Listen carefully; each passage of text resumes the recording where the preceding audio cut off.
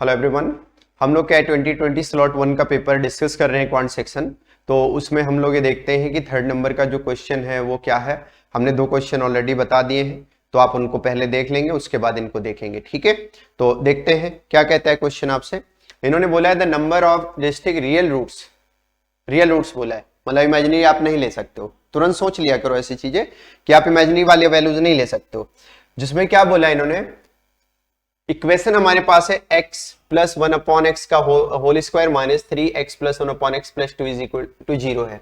तो हमको इसमें x की वैल्यू बतानी है, वो भी रियल वैल्यूज बतानी है। ठीक है, तो आप सभी ने जब भी आपने 10th क्लास में या उससे बाद में आपने 12th में पढ़ा होगा या 11th में पढ़ा होगा, तो आपने क्वाड्रेटिक इक्वेशन चैप्टर पढ़ा होगा। तो ऐसे इक्वेशन को जो सॉल्व करने का तरीका सिखाया जाता था, वो क्या सिखाया जाता था, हमें बोल दिया जाता था कि अगर आप मान लो पूरा फंक्शन ये एक पार्ट अलग है और ये अलग पार्ट है, तो दोनों को अगर मैं यहां पर y से रिप्लेस कर देता हूं जो कि सेम है, तो रिप्लेस हो सकता है। तो आपकी जो वैल्यू है वो नई कैसी दिखने लगेगी हमको, x square minus 3y plus 2 is equal to 0। इससे होता कुछ नहीं, इससे क्वेश्चन का सॉल्यूशन निकालना आसान हो जाता है। वैसे क्या होगा, पहले आप इसको सॉल्व करोगे, फिर पावर 2 करोगे तो पावर 4 बन जाएगी, तो थोड़ा सा दिक्कत होगा। ठीक है, तो इसलिए क्या करना है आपको, इसको कुछ अलग एक वेरिएबल नाम दे देना है, जिसको हमने y दे दिया। आप कुछ भी लिख सकते हो, ऐसा नहीं कि y ही लिखना है, आप कुछ भी लिख सकते हो।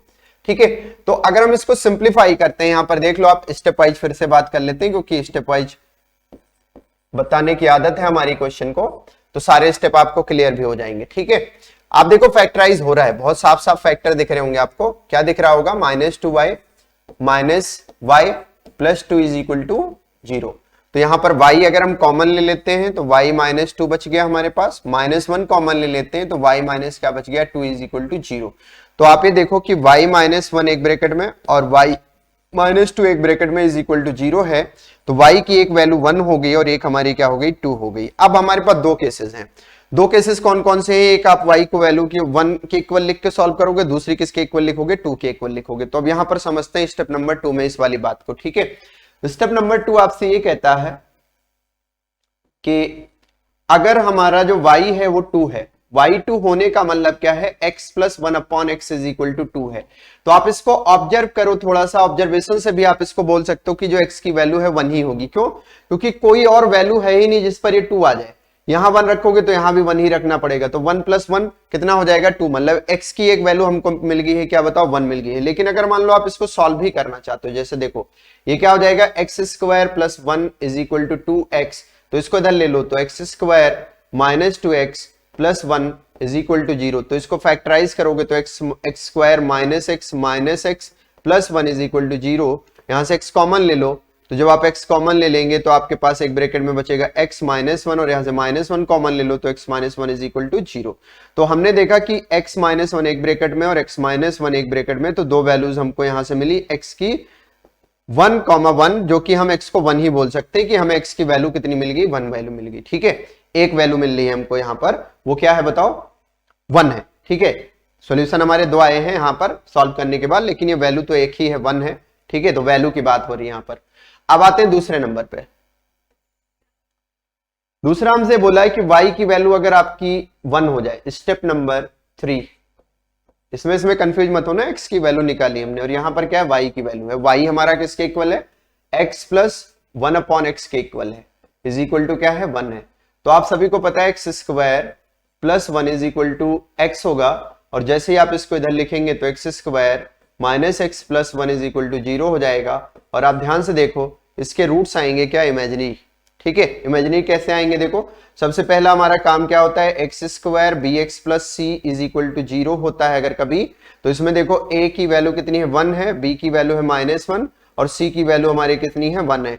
तो देखने से ही पता चल रहा है b हमारा कम है, और इसका स्क्वायर करोगे 1 बन जाएगा। बीच में क्या आता है, d की अगर वैल्यू हम देख लें तो बी स्क्वायर माइनस 4ac आता है, और 4ac आपका क्या हो जाएगा, नेगेटिव हो जाएगा। ये 1 4 इंटू 1 इंटू 1, तो ये नेगेटिव का कितना आ जाएगा, -3। और नेगेटिव डिटर्मिनेंट होने का मतलब क्या होता है, नेगेटिव डिस्क्रिमिनेंट होने का मतलब क्या हो जाता है आपका, कि जो रूट्स हैं वो कैसे हैं, आपके इमेजिनरी हैं। तो आपका जो डिस्क्रिमिनेंट है वो क्या आया, नेगेटिव आया है। डी आपका कैसा आया, लेस देन 0 आया है। इसका मतलब यहाँ पर जो रूट्स आएंगे वो कैसे आएंगे, इमेजिनरी आएंगे। ठीक है, इमेजिनरी रूट्स आएंगे। तो हमसे पूछा है कितनी वैल्यूज पॉसिबल हैं, तो आप ये देख लो कितनी वैल्यूज पॉसिबल है, सिर्फ 1 वैल्यू पॉसिबल है। ठीक है, तो आपका जो आंसर होगा वो क्या हो जाएगा, 1 वैल्यू। x की कितनी वैल्यूज पॉसिबल हैं, तो x इज इक्वल टू 1 सिर्फ सोल्यूशन देगा और कुछ नहीं देगा। ठीक है, बात समझ गए होंगे आप। कोई इसमें हमें लगता है समस्या नहीं होगी, बहुत ही बेसिक सा क्वेश्चन है। तो हम लोग नेक्स्ट क्वेश्चन पर चलते हैं, देखते हैं।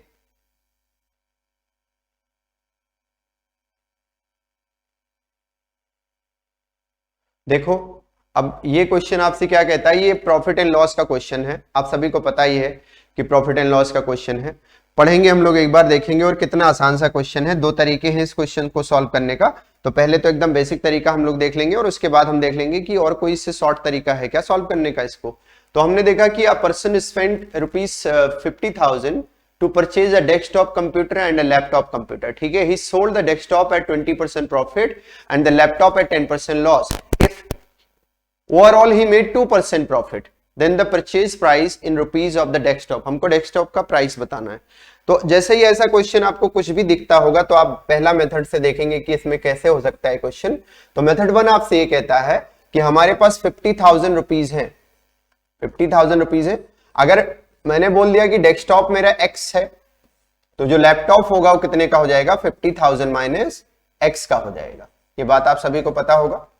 उन्होंने बोला है कि मुझको प्रॉफिट हो रहा है डेस्कटॉप पर कितना, 20% का। तो अगर किसी चीज पर प्रॉफिट होगा 20% का तो 120% ऑफ क्या हो जाएगा, x हो जाएगा। सिमिलरली दूसरे पर इन्होंने बोला है कि 10% का लॉस हो रहा है, तो 100 में से वो क्या हो जाएगा, 10% माइनस हो जाएगा। तो 90% ऑफ क्या लिखोगे, 50,000 माइनस x। और ओवरऑल बोला है उन्होंने, क्या हुआ है उनको, ओवरऑल हुआ है 2% का प्रॉफिट, यानी 102% ऑफ 50,000। इतने में आपको कोई दिक्कत नहीं होगी।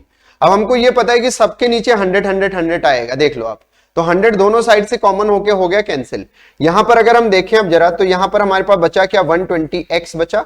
और इसको ओपन कर दो तो इसको अभी ऐसे ही रहने दो, 90 इंटू 50,000 ऐसे ही रहने दो। लास्ट में सबसे सॉल्व किया करो, जब भी कभी ऐसा कुछ भी दिख जाए तो वैल्यू क्या होगी आपके यहाँ, 90x। और ये आपका वैसे ही रहेगा 102 मल्टीप्लाई बाय क्या हो जाएगा आपका, 50,000 रुपीज। ठीक है, इसको इसमें से माइनस कर दें अगर हम, तो हमको पता है कितना बचने वाला है मेरे पास, 30x। और ये उधर चला जाएगा। तो जब ये उधर जाएगा तो आप सभी को पता है कि उधर जाने के बाद ये माइनस में हो जाएगा। और जब माइनस में होगा आप वहां से 50,000 कॉमन ले लो, तो आपके पास बचेगा कितना, 102 माइनस कितना, 90। इतनी सी बात आपको समझ आ गई होगी कि कैसे बचा है। ठीक है, बात समझ रहे हैं। तो अब अगर हम यहां से देखते हैं थोड़ा सा, इधर देख लो, तो ये वैल्यू आपकी देखो कितनी है, 30x is equal to 50,000 multiply by कितना होगा, हम इसको अगर माइनस करते हैं तो 2 आएगा और 1 आ जाएगा, मतलब 12 आ जाएगा। तो 12 आ गया आपका। अब ये कट जाएगा, देखो 0 से 0 काट दो और ये 4 टाइम काट दो। तो आप सभी को पता है कि जो x की वैल्यू है कितनी होगी आपकी, 20,000। और यही इस क्वेश्चन का क्या है, आंसर है। तो 20,000 क्या हो जाएगा आपका, डेस्कटॉप का प्राइस हो जाएगा। वही उन्होंने पूछा हमसे, कितना हो गया, 20,000।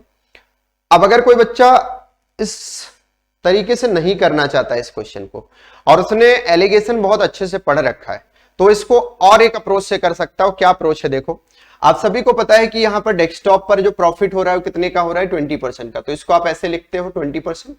लैपटॉप पर उसको लॉस हो रहा है 10% का, तो लॉस हमेशा माइनस साइन के साथ लिखे जाते हैं, ध्यान रखना। ठीक है, और जो ओवरऑल प्रॉफिट या लॉस होता है उसको कहां लिखा जाता है, बीच में विथ साइन। अगर लॉस है तो नेगेटिव साइन, और अगर आपका प्रॉफिट है तो पॉजिटिव साइन। अब यहां पर आप लिखते हो डिफरेंस। तो डिफरेंस जब आप लिखते हो तो थोड़ा सा ध्यान रखना कि बड़े से छोटे का लिखना है। तो 20 माइनस 2 वैल्यू कितनी आएगी, इधर देखो 18। और यहां पर देखना 2 माइनस 10, मतलब इसको एक माइनस आप अपनी तरफ से लगाओगे और एक माइनस उसका वाला है यहां पर। तो आपकी जो ये वैल्यू हो जाएगी वो पॉजिटिव का 12 हो जाएगी। अब इसमें देखो रिलेशन है, 6 से कट जाएगा 2 टाइम, 6 से कट गया 3 टाइम। तो हमने देखा कि जो 5x की वैल्यू है, जो 5x की वैल्यू है वो किसके इक्वल है, हमारे पास 50,000 के इक्वल है।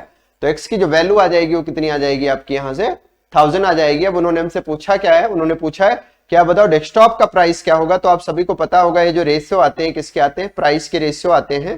तो यहाँ पर आपका वैल्यू कितना हो जाएगा, मल्टीप्लाई बाय इससे कर दो 1000 को, ये 10,000 होगा, नॉट 1000, ये 50,000 है, 5,000 नहीं है। ठीक है, तो आपका आंसर कितना हो जाएगा, 20,000 रुपीज। तो आपका आंसर क्या हो गया, यहां से देखो 20,000 रुपीज। ठीक है, तो आपको उम्मीद करता हूं दोनों मेथड समझ आए होंगे। अगर आपको कोई डाउट होता है तो आप कमेंट बॉक्स में जरूर बता सकते हैं। Thank you. नेक्स्ट क्वेश्चन हम देखेंगे नेक्स्ट स्लाइड में। ठीक है।